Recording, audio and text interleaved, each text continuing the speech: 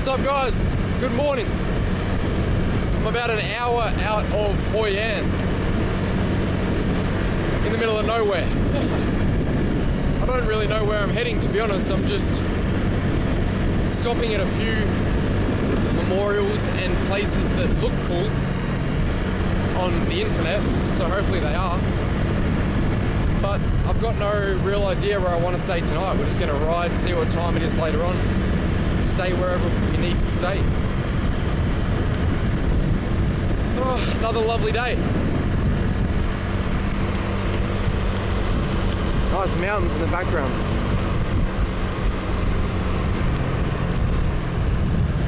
The last like 3 kilometers was just, it looked like Western Australian roads. Just sort of like desert sand sort of look, but just graves everywhere. It was just grave sites the whole way along. Which was weird. It was like 3 kilometers of graves. There's a lot of water in this spot here. All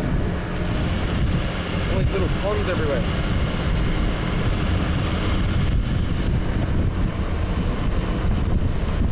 I had someone ask me a question on Instagram. They said, how come why do you work out or do push-ups and stuff every day? I wanted to cover that here on the vlog.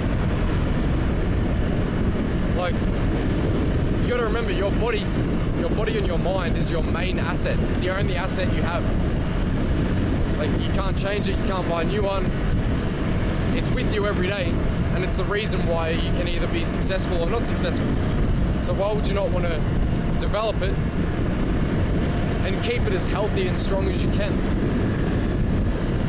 You know, physical exercise doesn't just benefit your body in terms of look, it also helps your mind a lot, because discipline, doing it when you don't want to do it, like after a long day of riding, you know, some days I've ridden 7 hours or more, you don't feel like doing push-ups and bodyweight squats and stuff, but that's when you need to do it, because it trains your mind. It actually grows an area like a muscle in your mind, which is the area responsible for discipline. And anything you want to achieve, whether it be business or, you know, something in your personal life, or if it's just to get a new physique that you want, the reason why you want it is because it's hard to achieve.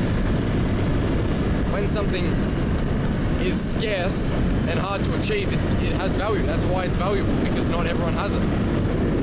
And to get it, you usually have to do things that are hard and you don't want to do. So why would you not want to train that discipline every day? Do something hard every day, push yourself, do something you don't want to do every day. It's the best thing you can do, honestly. So that's why I do it. And you never know as well, you never know when you're going to need a fight or protect yourself, or if your scooter breaks down and you got to freaking push it for 15 Ks. You never know, so you might as well be prepared with fitness and strength. That's how I see it anyway. Not to mention the respect that it gives you from other people as well. As soon as you see someone else who's in shape, you know that they're a disciplined and motivated individual. So why would you not want to be someone that is easily respected straight away? Don't be a fat, lazy person or a skinny person. Like, get yourself in shape. It's very respectable.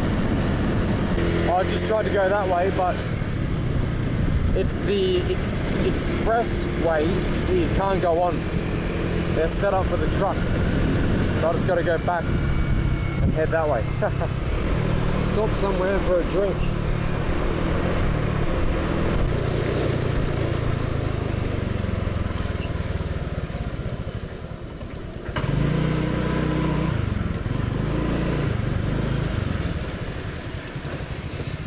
Just hot freeways.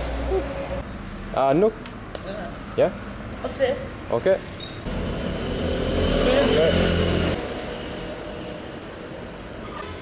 Okay. Okay, come on, chick. Nice. These are the best, like, quick drinks that I've had in Vietnam. Nutri Boost. Can't see if there's any caffeine, but it shows coffee beans, but a smoothie. Tastes like a yogurt smoothie.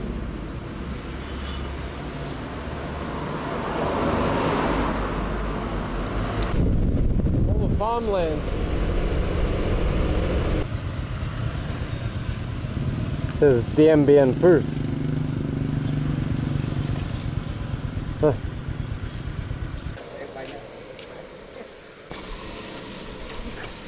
65. Oh, so that Dien Bien Phu sign that I saw, I was surprised to see that here because the location for that is actually up north more, near Sapa. That's a famous battle where the French surrendered. And Dien Bien Phu was actually like a little valley with a military base in the bottom. And the Viet Minh, supposedly 50 to 80,000 of them, surrounded the valley up in the mountains. And for a few weeks they dug tunnels and stuff into the mountains and carried artillery and everything up into the mountains and like had it poking out of the hill, so it was all pretty camouflaged. And down in the valley there was about 15,000 French. And yeah, this battle went on for a couple of months, I think. And the Viet Minh slowly worked their way down to the bottom and then sort of did World War I trench style warfare just to get ever so closer and closer and closer to the heart of the fort. And they slowly pushed the French out. It was a strategic place for the French because they thought, because there was a little airstrip at the actual fort, they thought they'd be able to get resupplies and call in support and all that stuff easily, but they underestimated that the Viet Minh had artillery, anti-aircraft artillery, so the Viet Minh shot down 60 French planes or something crazy. So pretty hectic battle, and that led to the French surrendering and then led to Vietnam getting split in half. I wish I went and saw that place, but it was very far out of the way. It was another 5 hours or something out of the way from Sapa, sort of in the middle of nowhere. But yeah, I was surprised to see that sign down here. I'm not sure what the other words in Vietnamese read, so maybe if you can read Vietnamese, you might be able to translate it for me. That's insane. Look how big that is. Wow. Just trying to find my way into this memorial here,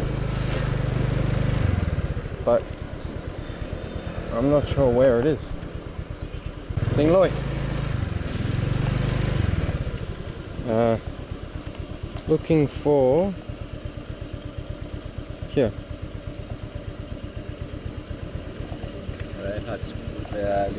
Over here? That way. Okay. Cảm ơn anh.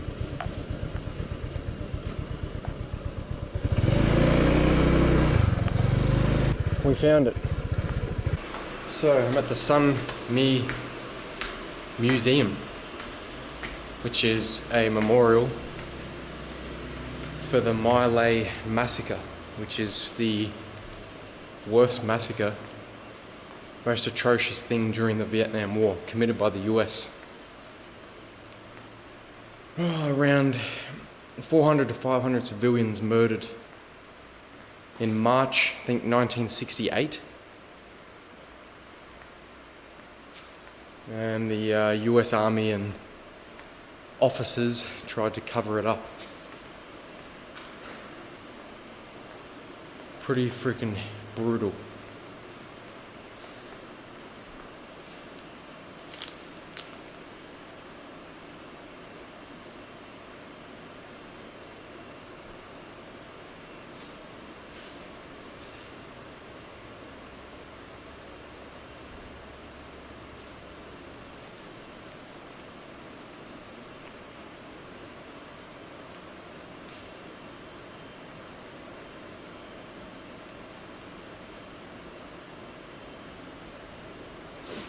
Damn. So the officers ordered the soldiers to, I can't remember the name of the task force, but they believed that Viet Cong were hiding here in this village, and they were just ordered to, anything they see could have the potential to be aiding the Viet Cong. Doesn't matter if it's a child, a woman, anyone. So they were ordered to just kill anything they saw. And for about 3 hours they came in and just, killed anybody they found in the village. They rounded people up, they put them in little bunkers and stuff, chucked grenades in after them, pushed people into wells, threw grenades after them. And yeah, it's pretty brutal.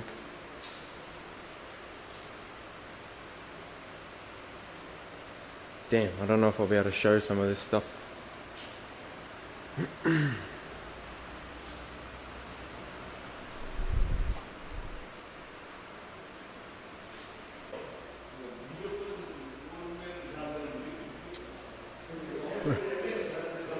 They knew what they were fucking doing, man.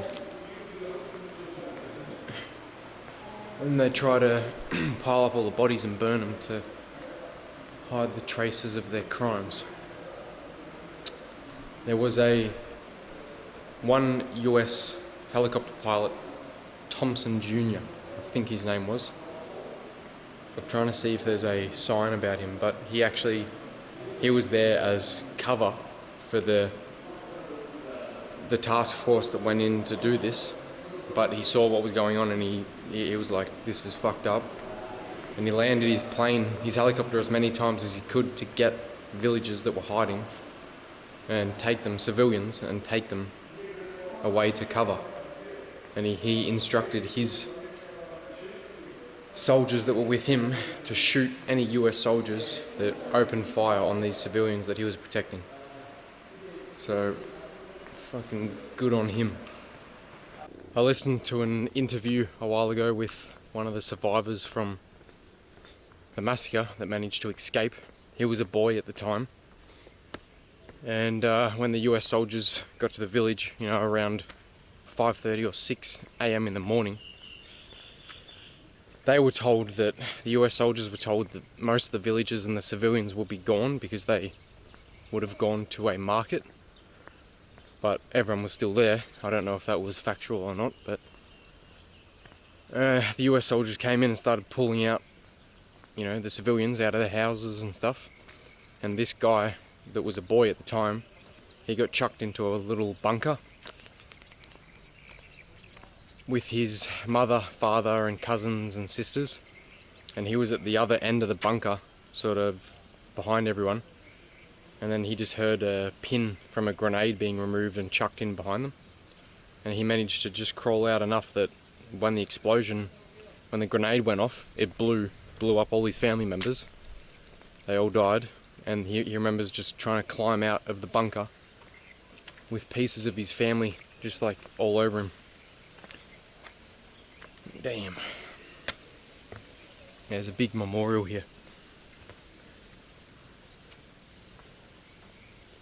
I'm pretty sure, I can't remember who did it, but the sculpture, this was done by one of the victims' families. One of the family members, I'm pretty sure, a surviving family member, did this sculpture and donated it here.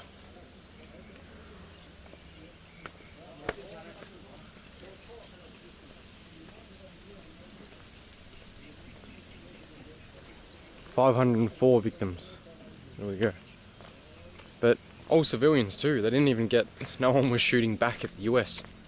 Can you imagine being sent, as a mission into a village to kill any Viet Cong or any opposing side that you're supposed to be fighting, but the whole time you're not getting shot at, you're just pulling civilians out, women, children and stuff, and just for 3 hours straight, magazine after magazine after magazine, just killing. Like, fuck. They knew what they were doing, and it wasn't all of them too. There was a lot of soldiers that didn't participate because they knew that it wasn't right, but no one really intervened apart from that helicopter pilot, Thompson Jr., pretty sure his name is.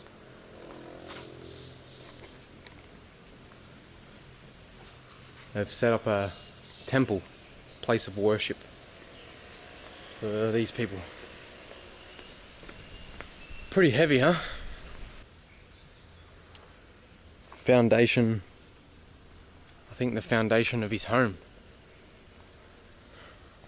One of the survivors, that's his foundation of his home. How interesting is this walkway?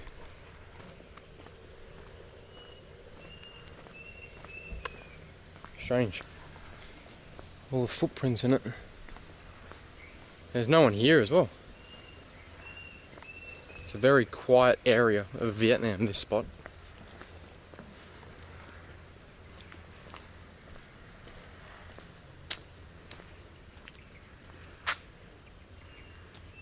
House of Mr. Nguyen Kai's family restored after being burned down by US soldiers. March 16th, 1968.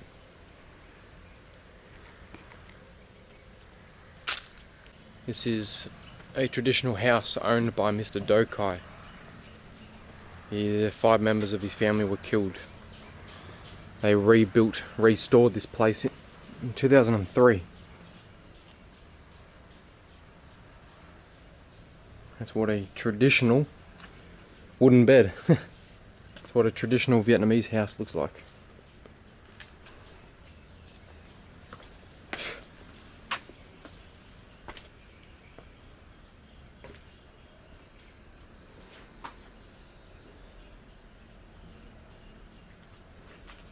Oh well, that's the final meal that they had before the massacre. A little shaggy.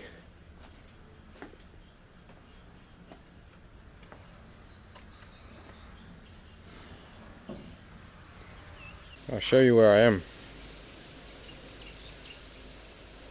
So there's Hue, which was the center mark, and I'm down here. Hoi An, Da Nang, left there. Making my way down. It's 2:40 right now. I've got a 4-hour ride to a place that I'm thinking of spending the night, which is... what town is it? Quy Nhon? Quy Nhon? Q-U-Y-N-H-O-N.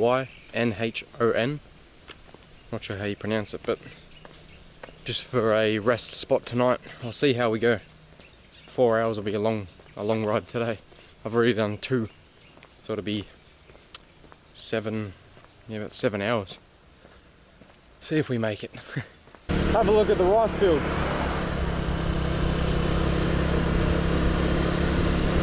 Very nice. Nice location for a petrol station.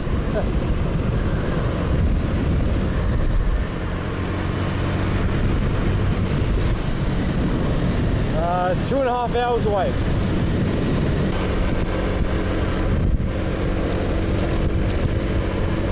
Look at the view. What a cool road. Woo.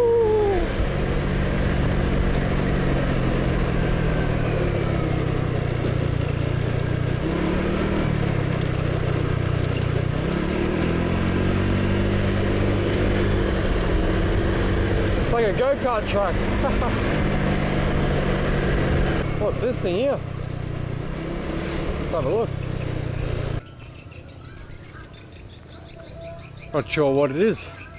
Some sort of shipwreck memorial. Nice little beach over there.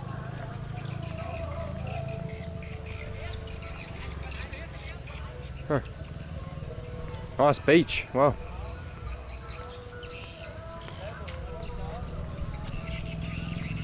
Beautiful. Looks nice. All the way along. Gorgeous. There's a mountain we just came up and over. Woo. Now let's keep going. 2 hours. Beautiful roads here. Woo.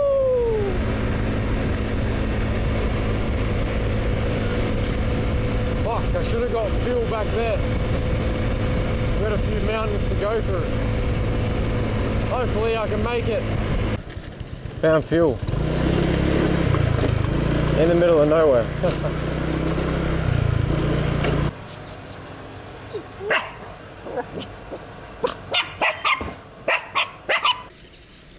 Okay, come on, chick. Afghanistan. Welcome.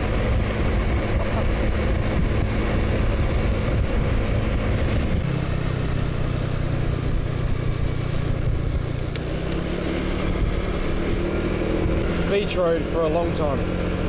Pretty cool. All the locals going for a swim.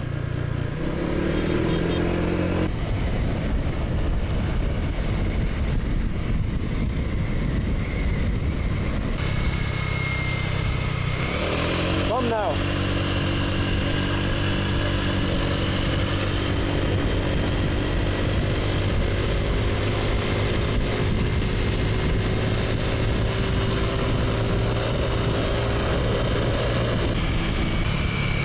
Sand dunes.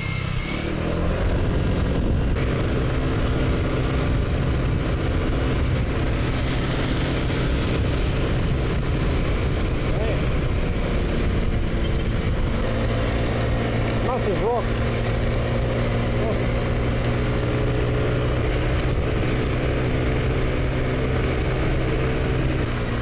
Wow. Look at that.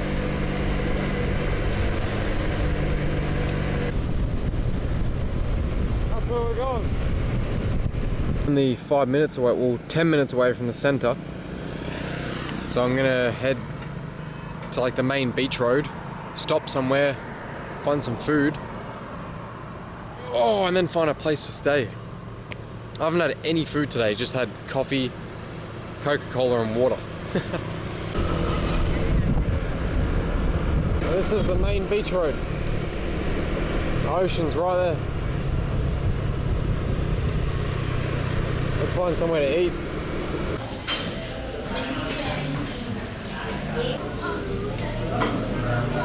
Round 2. Oh, heading to this hotel. $20 a night. Going to check in here for one night. Chào anh. Checking in. Yeah. Anh đặt phòng tên gì anh? Just book on Agoda. Leon Picture. That's it, yeah. Dạ. Anh cho em mượn You cái need passport. passport? Yep. Anh give you the most beautiful room in my homestay. Oh yeah? Best room, yes. Really? Yes. Damn, On sixth okay. floor, yes. Hey, thank you very much. 603 Yes. is up the stairs. Elevator. Okay. I'll get my bag. Hey, thank you. Kamunang. Yeah. What's your name? My name is Hua. Why? Yes. Hi, well, nice to meet you. Nice to meet you too. Yeah, okay. Yes. I got 2 minutes of SIM card, SD card space left on the camera. I've still got to edit the last 2 videos, so I'm going to do that tonight.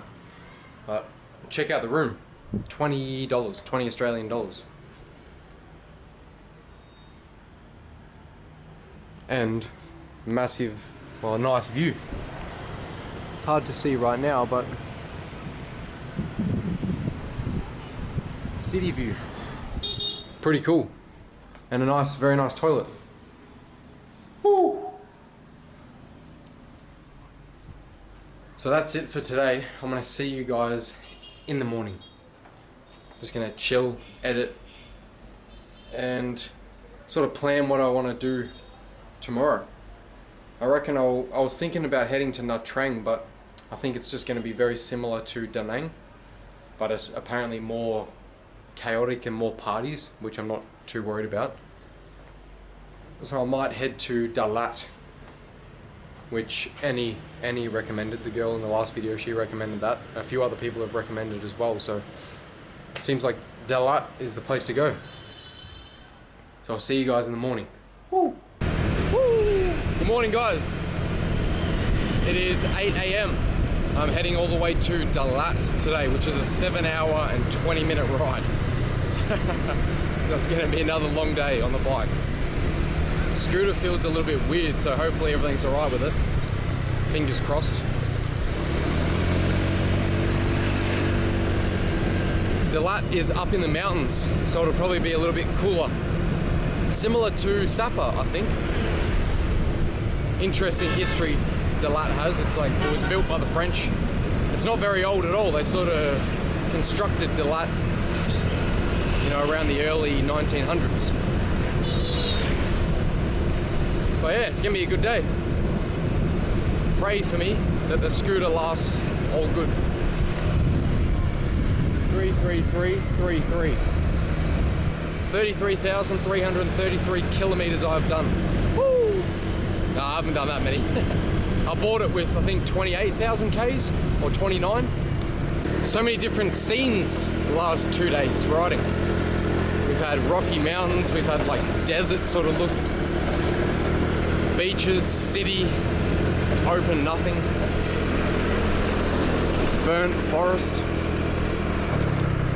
roads, all within 48 hours or, you know, 18 hours of riding.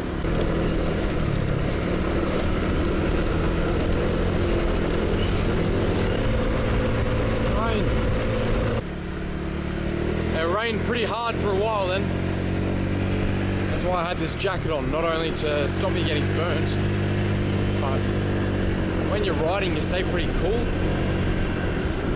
And then as soon as it rains you just zip the jacket up, satchels strapped up and safe and dry on the inside with my wallet, phone, camera.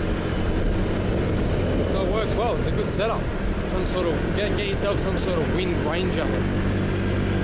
If you're gonna ride as well, Vietnam, use Google Maps, go into the settings, click navigation, and click avoid freeways and avoid ferries. Sometimes Google Maps will take you a weird way.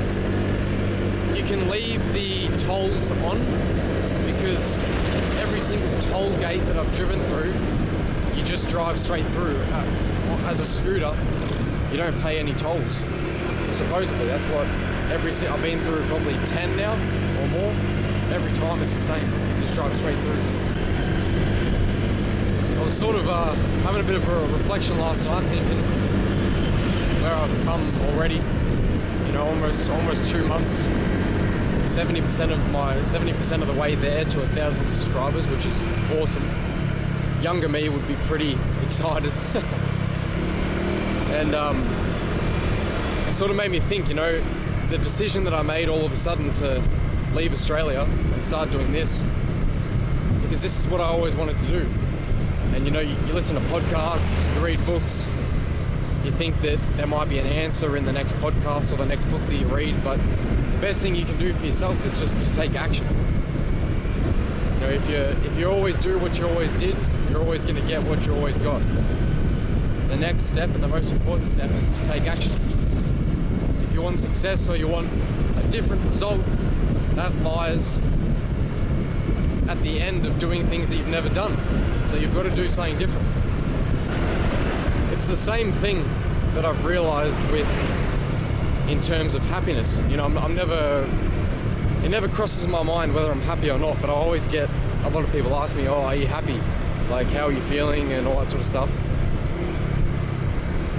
And it made me sort of realize that,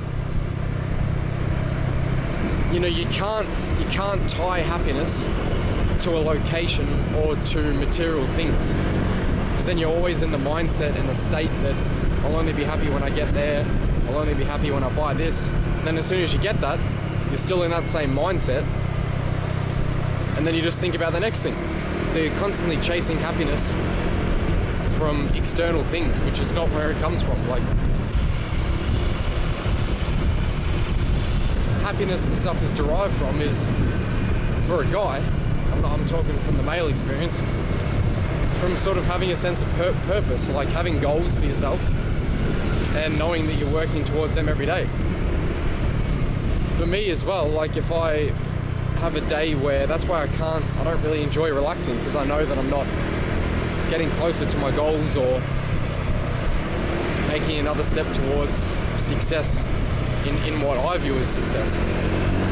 So for me, a sense of purpose and happiness is every single day bettering yourself, growing as a person, just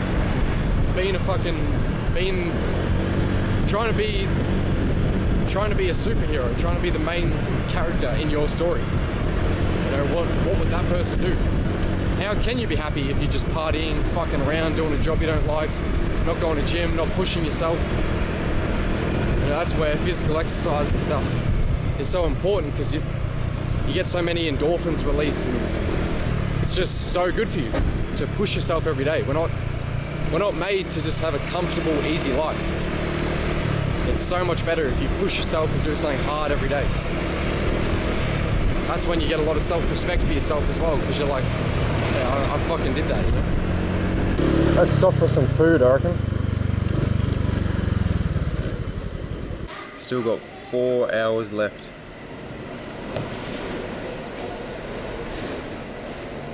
So I'm getting pretty close to the bottom now. That's where I'm going to go. And then there's these sand dunes down here. Phan Thiet. And surf, I think. So surfboarding and sand duning and stuff down there. And then Ho Chi Minh City. So pretty close. But there's an island. There's an island down the very bottom called Pho Quoc, which I'll check out as well. But yeah, getting pretty close, considering that, you know, I've done all this up here all the way down to here. So that's how they do their coffee in Vietnam. The coffee beans, and they do boiling water in here, and it slowly drips and filters through into the cup. Look at this. Beef.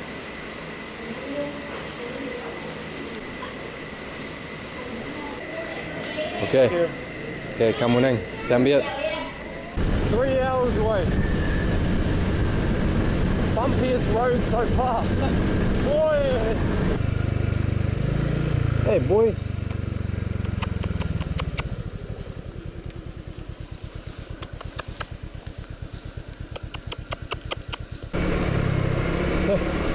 I have so many construction workers set up that are dolls. That's not a real person. Strange. You know you're in the middle of nowhere when you see no tourist buses, like those big night buses, and everyone you drive past does the old double look. They go and watch you ride past. I don't know. At 10Ks previous, it's been pissing down.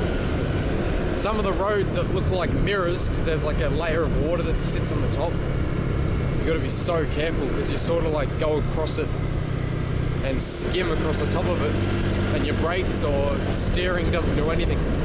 You're sort of just like floating. Very sketchy. It's called hydroplaning. Oh, fuck. Bumps.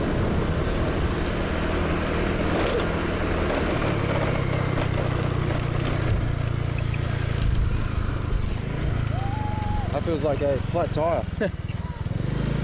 I am in absolute middle of nowhere. Dien Bien.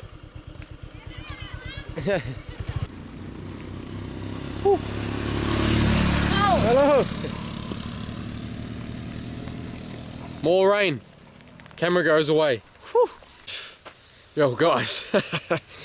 Oh, I'm on this road. Been going up this mountain road for like the last 20 minutes, and it's been pissing down. I am drenched. Everything is soaked. The rain jacket has broken through. But oh, it's madness. I just wanted to show you sort of what, you know, the roads are like. It's similar to the Ha Giang Loop. Up in the mountains, clouds and mist. Woo! You can see water flowing there. It's just gotten a little bit lighter now, but man, everything's soaked. Fully drenched. Everything's just dripping. 60 kilometers away from Dalat, and I've got 2 bars of fuel, so I'm hoping there's another town. You run out of fuel quick when you get on the mountain roads, because you're just going up for so long. You chew through a lot. Woo! It's cold. Drenched. Man. Oh. They're stopping on the side of the road. I'm almost out of fuel, so I'm going to ask if they have petrol.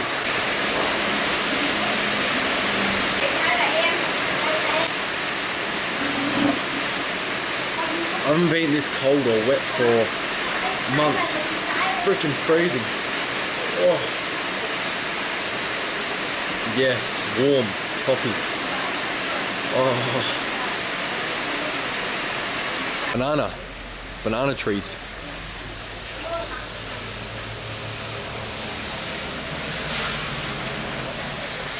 I see almost blue sky over there.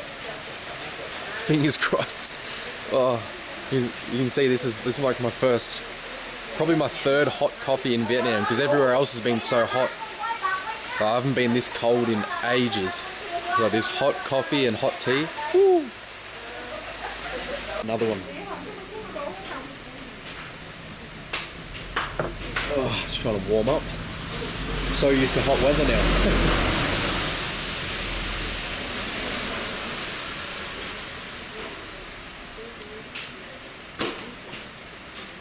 That's the best coffee I've had yet. Delicious. Woo! It's fucking freezing! Oh my god, I haven't been this cold in ages. But I love it. It's funny. It's gonna make me enjoy a warm shower when I get to Dalat. Which I haven't had a warm shower the whole time so far in Vietnam. Every time I have a cold shower because I've been so hot. Ooh, but right now, woo! Get me in a warm shower, man, it'll be beautiful.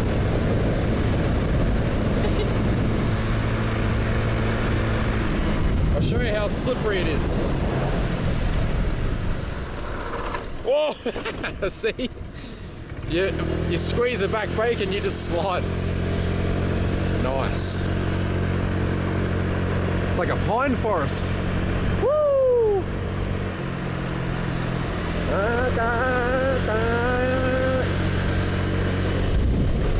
The mountains. Dalat. 50 minutes. We made it. 7.5 hours. Oh, I'm so wet. Yeah. Damn. Oof. Every. Passport? Passport, yes. Yeah, okay. Cool. Weather. Passport? Yeah. One. Okay. It's very, very busy here. Everything book out. Everything, all the hotels full. Yes. Yeah, it was busy in Dalat. Dalat summer day. Yeah. Yeah, summer holiday. Ah, okay, there we go. 3 months. Ah, shit. Yeah. Okay. Yeah. Number your room 401. 401. 4th floor. Okay. Yeah. Damn. God, shivering. Look how wet I am. Everything's just dripping. Oh, let's go. 401.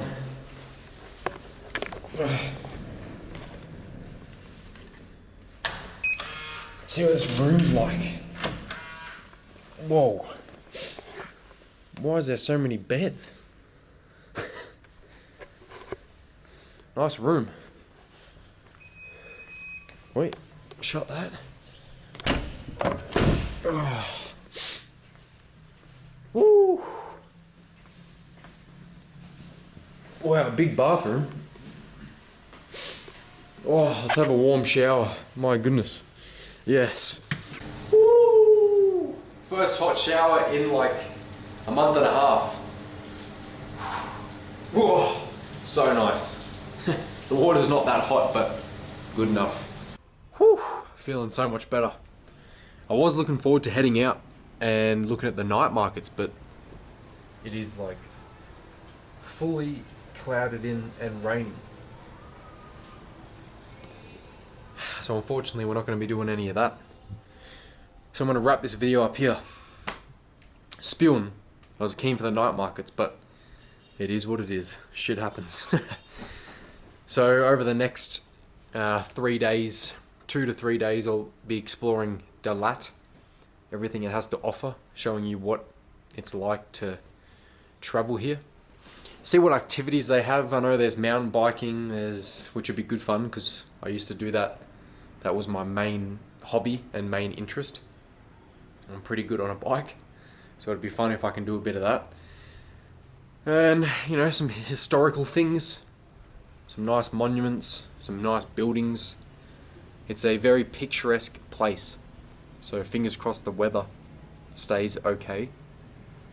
But yeah, thanks for watching. Make sure to like this video. Sounds so weird to say that, but it's true. Give it a thumbs up, please. And I'll see you in the next one in Dalat. Woo! Dien Bien.